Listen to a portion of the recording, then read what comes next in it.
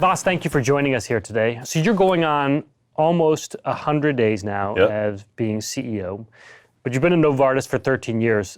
What did you expect to happen that hasn't happened, or anything that surprised you about taking this top role? You know, what I like to joke about is the thing that surprised me is how now everything I say is under the microscope, and that started very early on. I had dinner with the Trump administration, then with dinner with Macron, and I hadn't appreciated that in this role you become not just a business leader, but also somebody who is a world leader, and you have to take that on very seriously. And then the last part of the journey is for these first 100 days has been big decisions. You know, when you think about selling big stakes or buying new technologies, and now for the first time you have really no one else to talk to. I mean, you've got to make the call.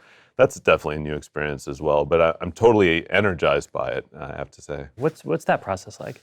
Well, you know, it's been a story for me throughout my career because of my age relative to my peers. I always try to come from a place of I'm a player coach. I'm not the boss. I always think I have a whole movement in the company now to be the unboss. I want us to unboss the company, and I think it's existential because if we don't figure out a better way to unleash the power of our people, these incredible people we have, I don't think we can attract millennials. I don't think we're going to get the best ideas in a very competitive world. Because people really see the culture in their first manager. And that's the journey I'm on right now, is to really say, how do I get the 11,000 managers at Novartis to all live this new culture every day? How do you do it?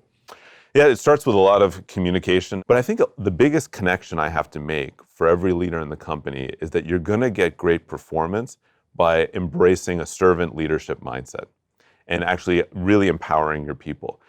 First, I say, please be patient because this is not going to be an easy journey. The second thing I say is for every associate at the company to tell a different story.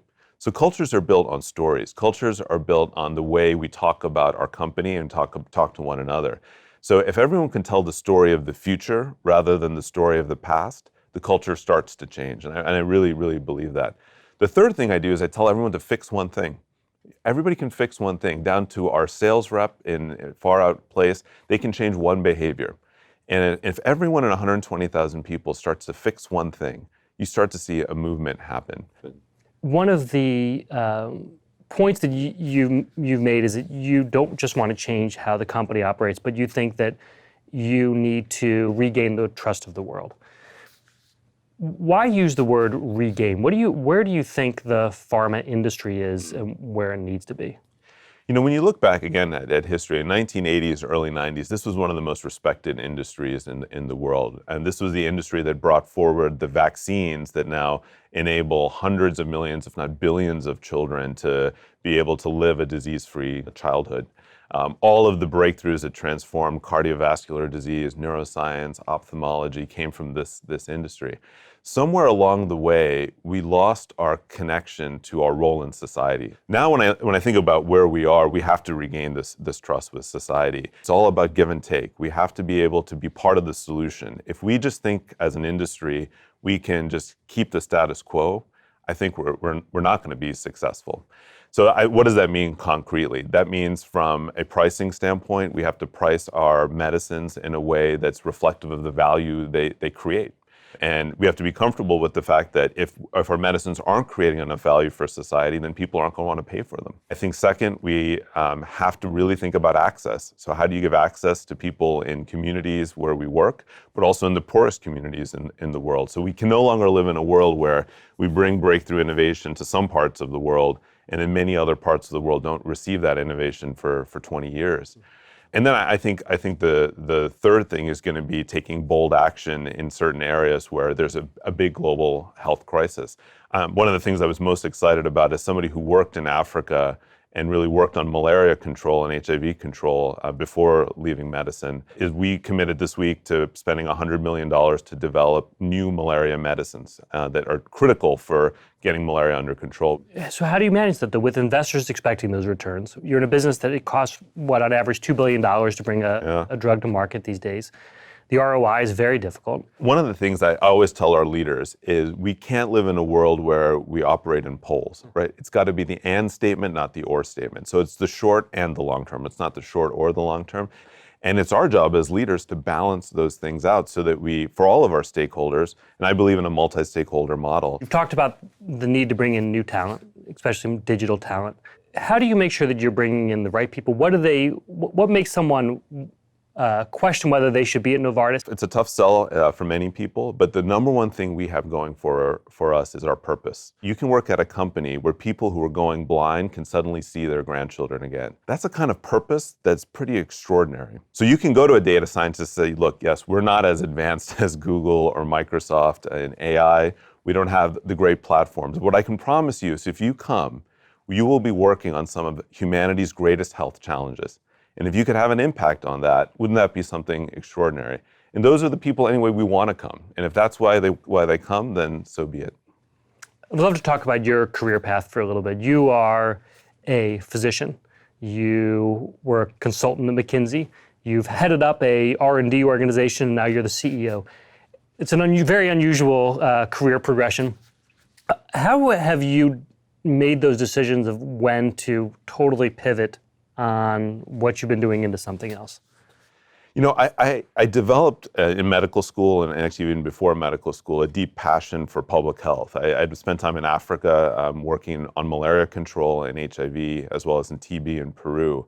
And I decided for myself that I wanted my life to be about having a dramatic, massive impact on the health of the world. How do I inspire a healthier world is how I think about it.